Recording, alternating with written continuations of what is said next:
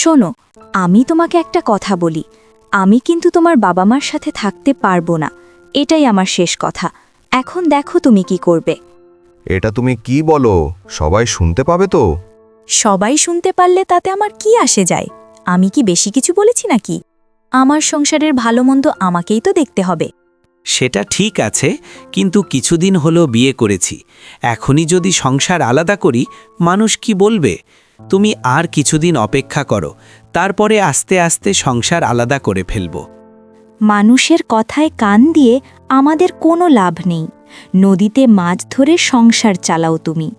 সবাইকে যদি এইভাবে বসিয়ে বসিয়ে খাওয়াও, তাহলে আমাদের আর সংসার করা হবে না। তুমি একটু শান্ত হয়ে বসো। আল্লাহ আমাদের একটা না একটা ব্যবস্থা করে দেবেন। আমার কথা না শুনলে আমি কিন্তু আমার বাপের বাড়ি চলে যাব, আর কোনো দিন আসব না। তুমি এসব কি বলছো? আমি কি একবারও বলেছি যে তোমার কথা আমি শুনব না? তা ঠিক আছে, তুমি সংসার করতে করতে দিন পার করছো, আমি আর এভাবে সহ্য করতে পারছি না। আমাদেরও তো একটা ভবিষ্যৎ আছে নাকি? আর একটা কথা, আমার বাবা বলেছেন তুমি সংসার আলাদা করলেই তোমাকে বড় একটা নৌকা কিনে দিবে, তখন তুমি আরও বেশি মাছ ধরতে পারবে। এটা তুমি কি বলো? সত্যিই কি বড় নৌকা কিনে দেবে? তাহলে তো বেশ ভালোই হবে। এখন আমি সত্যি বলছি, তুমি যা বলবে আমি তাই করব। এটা নিয়ে তুমি কোনো চিন্তা করো না। ঠিক আছে, তুমি কি করবে খুব তাড়াতাড়ি করো, না হলে আমি সত্যি সত্যি আমার বাপের বাড়ি চলে যাব।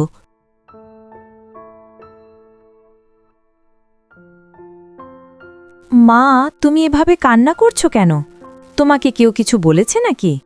এত অভাবের সংসারে তোদের দুজনকে মানুষ করেছি। তোরা যখন যা আবদার করেছিস, সব সময় তোদের আবদার আমি পূরণ করেছি। মা, তুমি এভাবে কান্না করছো কেন? তোমাকে কেউ কিছু বলেছে নাকি?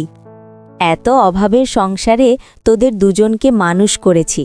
তোরা যখন যা আবদার করেছিস, সব সময় তোদের আবদার আমি পূরণ করেছি। সেটা তো জানি, কিন্তু তুমি এভাবে কান্না করছো কেন? তোমার কি হয়েছে আমাকে বলো। রাজু আর বৌমা আমাদেরকে বোঝা মনে করে। তারা আমাদের সাথে আর থাকতে চায় না। ওরা আলাদা সংসার করবে।